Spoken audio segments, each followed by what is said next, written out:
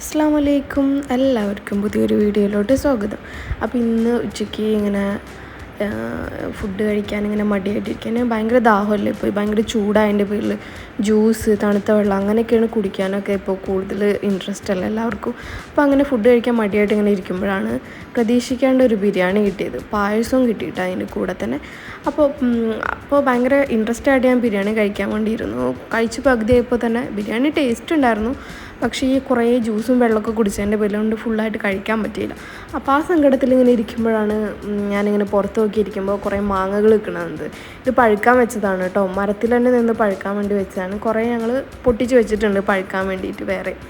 അപ്പോൾ ആ മാങ്ങകളൊക്കെ ഒന്ന് പഴുത്തോ നോക്കി കുറച്ചേരം ഇങ്ങനെ നിന്നപ്പോഴാണ് പായസം ഉണ്ടായിരുന്നല്ലോ എന്നുള്ള ഓർമ്മ വന്നത്. അപ്പോൾ മാങ്ങകളൊക്കെ തൽക്കാലം അവിടെ റെസ്റ്റ് ചെയ്യാൻ വിട്ടിട്ട് നേരെ പായസം കുടിക്കാൻ വേണ്ടി പോയി.